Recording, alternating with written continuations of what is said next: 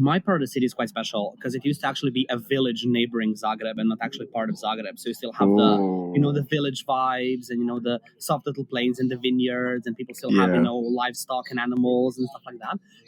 Putting that in mind that, we are free to be challengers while they are never free from this mental pressure because of their privilege is something that really stuck with me over time. 2018 Euros, I make open semis and ESL finals. And then 6 months after that, I'm in the finals of Worlds. It was just a huge jump. There wasn't any real progression. Yeah.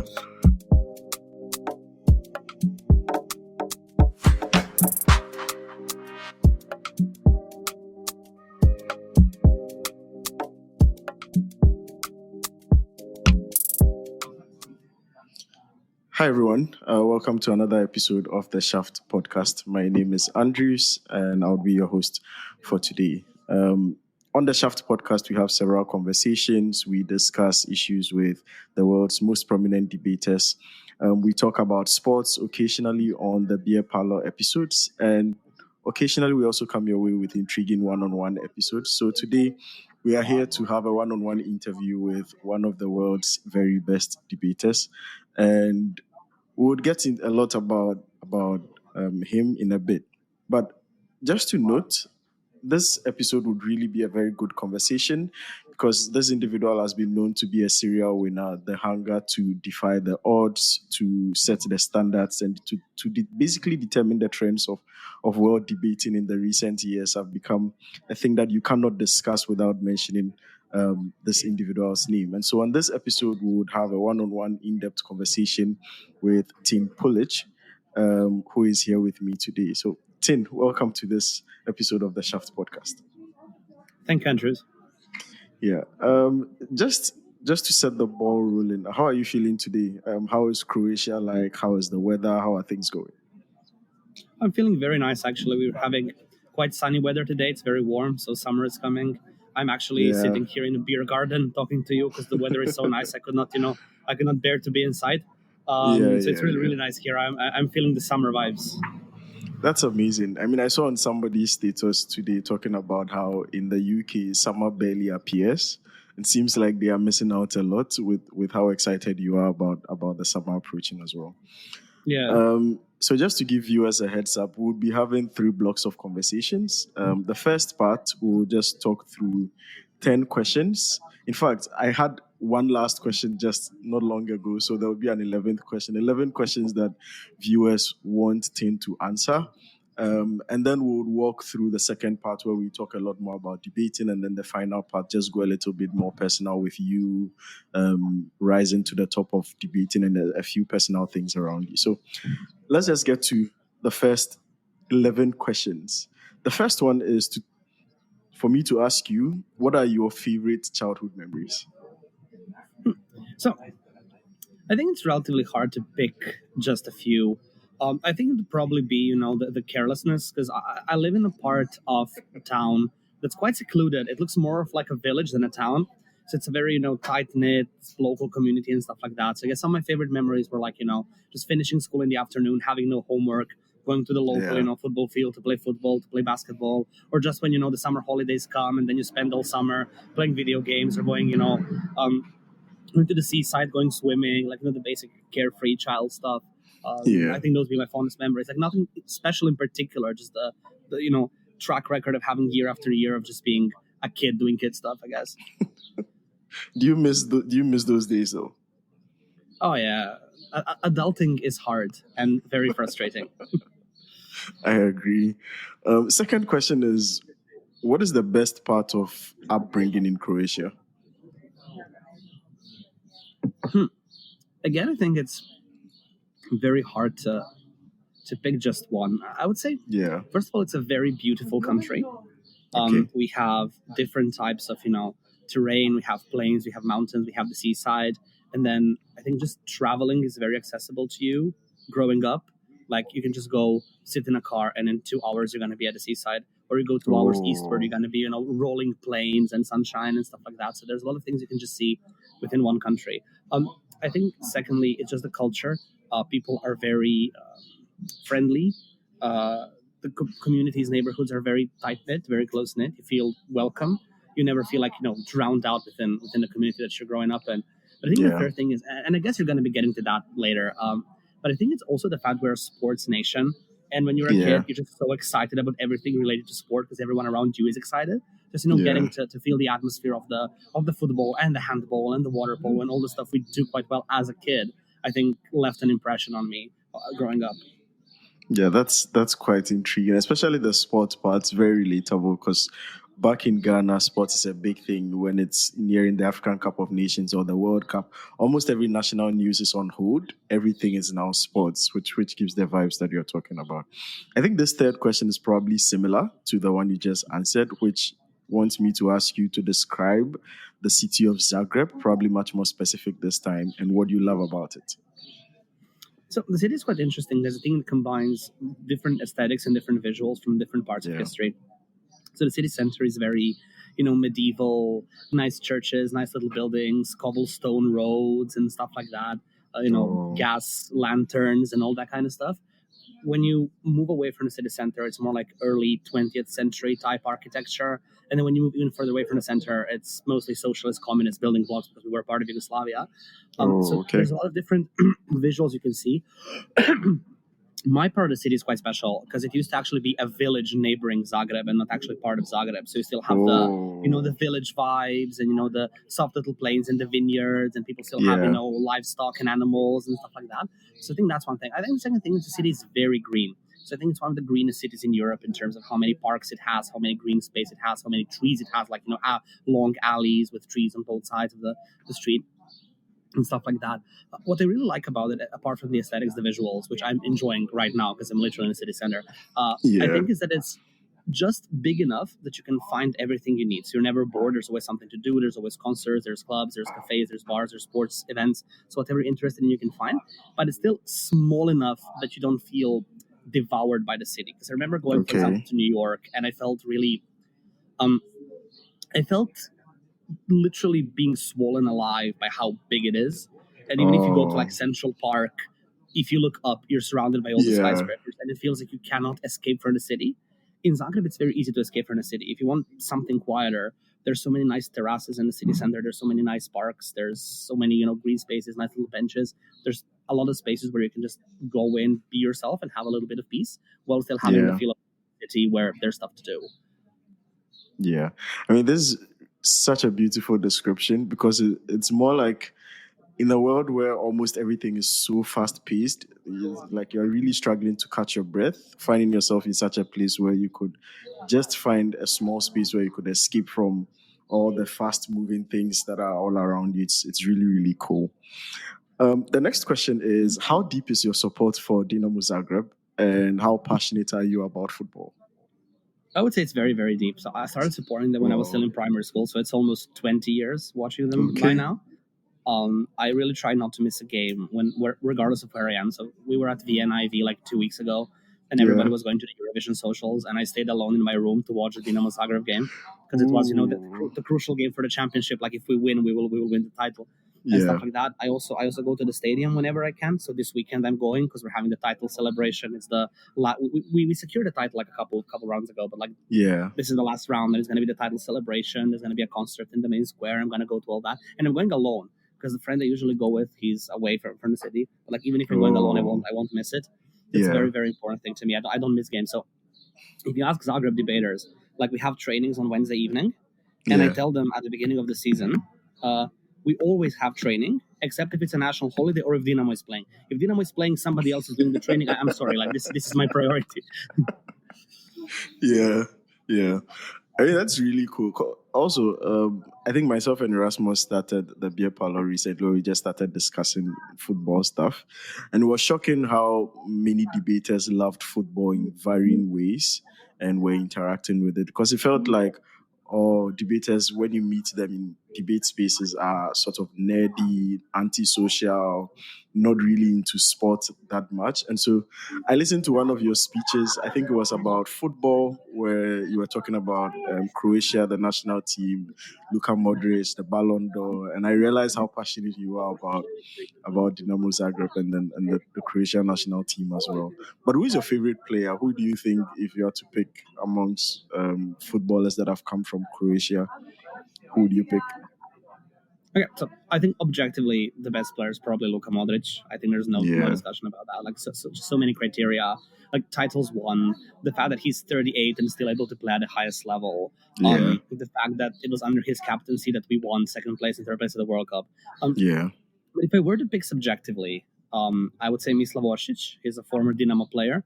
okay, He played like 5 seasons for us. He scored a hat trick against Tottenham, hat trick against Atalanta, so many important goals. He also yeah. assisted our equalizing goal against Brazil in the quarters.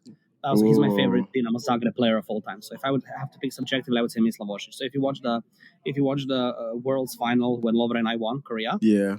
he's wearing the Croatian football jersey and I'm wearing the blue Dinamo jersey. Uh, Oh, the player on the shirt is in fact Orsic, and it's a shirt with his quote, which says, "There is no bigger club than Dinamo." wow. This is interesting. I mean, the next question also relates to football, but it's more debate related, which wants to ask, how do you relate football and other sports to the activities of debating? Yeah. Okay. So I think there's a bunch of stuff. I think first is just the basic thing that debating is kind of like a sport to the extent which it's competitive and quantifiable, and there's continental competitions and intercontinental competitions. So there's a lot of Yeah, things that we do on a baseline level can be equated with sports. I think the second thing is you can get a lot of motivation from watching your favorite sports people, especially if you're the underdog, like as Croatia or as Dinamo. We're always the underdogs. So we're a very small country, yeah, we're a new country. So you just watch all of those people succeed in doing things that you did not think were possible, like making the World Cup final. And then you're like, okay, if they can do it, I can do it because we come from a similar underdog position.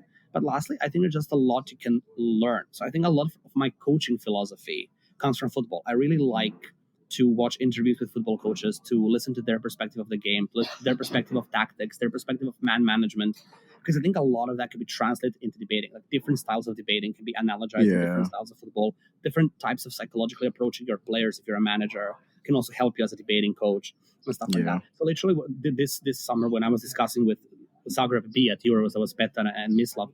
We were discussing, in football, I really like the gegen pressing type of football, constant yeah, press.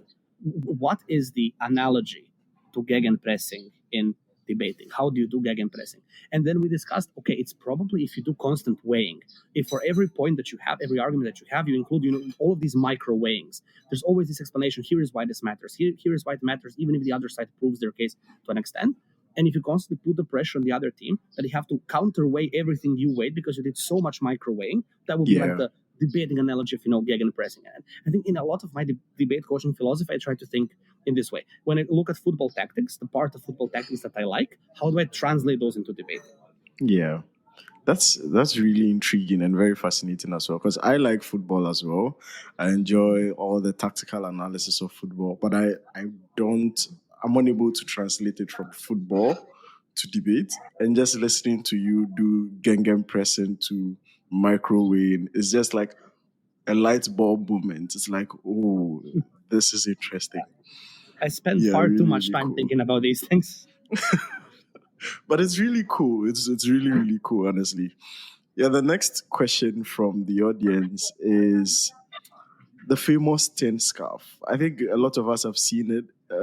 For I actually noticed it when I went back to watch some HWS videos, and then I realized that that scarf wasn't just the initial times when I saw you, but it had been there for a very long time. And the question here is, what did it mean to you from the start, and eventually, what did it evolve to mean to you? So the first appearance of the scarf was at Cape Town Worlds 2019. Yeah, And at that point, it was I'd say mostly a purely footballing, how do you say, expression. Because both Lovre yeah, and I are big Dinamo fans, and we wanted to, express it on a global stage. Especially when you're so far away from home, like you're on a different yeah, continent. You're literally, the only thing that's more south from you is Antarctica. Like, it kind of helps to have some sort of memorabilia that reminds you of home. But I think yeah, when we did that, it was just a purely local patriotic sporting type of expression. But what happened over time is that because we were the trailblazers in the community, like we were the first ones to get an open break. We then started to be coaches in Zagreb. We built up a lot of debaters. We built up a community. Yeah. People began to see the scarf as a symbol of Zagreb debating. And a lot of people who wear the scarf today aren't really fans of football and they don't know that much about Dinamo, but they see the scarf as a symbol of Zagreb debating. So I think over time it's evolved to be not just a symbol of the club, but a symbol of our community. And I think that's why it's very, very emotional for me when I see younger debaters wear the scarf, regardless of whether they like football or not, because to me it's a sign of how we have, built up a community generation by generation who still, takes to the tradition, who still appreciates how the community started and all of that kind of stuff. Yeah. I mean, I didn't even know it was a Dinamo Zagreb flag. I genuinely just know it as the famous tin scarf. And now it also confirms just what you are saying, that like a lot of people relate to it not even because of its original identity, but because of what we've come to know it as, a representation of your debating legacy, your achievements, and the trajectory that you've taken. The next question for you is, what was your favorite partnership? I mean, debate partnership, and why? I mean, obviously it has to be Lovro, right? Because I mean, first of all, because of all the results we had together, I think just in terms of titles won, it has to be the best. But I think I also just enjoyed debating with him. It was a very nice experience. We became close friends over those years. I think traveling with him was a very nice experience, whether it was to Worlds or to Euros. We've remained friends afterwards. And I always have a nice time reminiscing, not just what we've won and what we've done, but also the nice times we had while doing it. I think if I were to exclude Lovro, I think it would be harder to choose then because I had many different partnerships with people. I think it would probably be Dylan McCarthy. I think Dylan is the only person with whom I've done more than one tournament and won everything. I think we understand each other very well because we both have a liking for principles. We both have a liking for philosophy and political theory. And I think we just, the different types of crazy combine very well into good cases. Yeah, that's true. I mean, I've seen the two of you at a couple of competitions, and it wasn't a good experience for me. So I'm not a fan of you two partnering up together, but I get that it's a good partnership, and it's a really most likely an enjoyable one as well. The next question for you is, who is Tin? And this person wants to know not about what you do, but about who you are. That's a very hard question to answer. Because I don't know exactly what part of my identity the question is getting at. I guess if I were to define myself, I place a lot of value in friendships. I really enjoy having a lot of people as my friends, having a diverse community around me, going out with people, having a couple of beers, spending time together with people who I love. I feel very, very bad if I spend the entire day at home. Every day I try, no matter how busy I am, or if I have an exam the day after, if I'm busy with work, I always try to have at least a couple of hours, to go out of my house, see somebody I like, see a friend, keep up the connection. So I really place a lot of value in interpersonal connections. I think I'm also a person who really loves his city and his country. I don't think I could ever leave. I never did. I had opportunities to go abroad for college. I think I would have gotten into some pretty good colleges with my CV. I just never wanted to. I like it here. I like the memories I have here. I like the way the city looks. I like the people. I like the country. So I guess I'm very tied to where I'm from and the community I'm from, not necessarily on a nationalist level, but rather just on a level of appreciating your roots and appreciating where you've grown up and the memories you've built there. I think that's also a very important part of my identity. I am also fundamentally a debater. I don't think I'll ever be able to fully divest from debating. I think even when I'm over 30, at least I'm still going to go to Worlds because it's a free holiday and stuff like that. You get to see people you haven't seen. I'm going to be like Harish, never quitting debating really. So I guess those are the most important elements of who I am. I think if the question were somewhat more specific, I could go into more depth, but this one comes to mind first, so that's like the most natural answer. Yeah. And I think it's also a very unique answer because a lot of the time, probably because I also found the question a bit weird at first, but I also get the fact that when people are asked who they are, a lot of us tend to default to what we do rather than trying to answer in different ways. And like you said, it's probably a difficult question to ask because it's not highlighting any specific elements of your identity for you. The next question is quite interesting. It says, are you a person moved by motivation? And if you are, what is the best motivational quote that you've seen out there? Hmm. Can you repeat the second part of the question? If you are a person moved by motivation, then what is the best motivational quote you've seen or you've heard? Okay, yeah. Um, okay, I definitely am a motivation-driven person. I think in order to be good at anything, you need to be motivated. Because whatever you do, there's always going to be, things will go badly. There's going to be bad luck. Yeah, It's going to take a lot of time for you to get good in something. And even if you are good in something, something's going to go wrong. You're going to get sick. Somebody's going to piss you off. And there's always so many yeah, variables that can make something go wrong for you. And the only way you can persist to actually get better or to be one of the best is to be motivated. So yeah, I am motivation driven. I think for me the biggest motivation was the idea of succeeding despite all odds.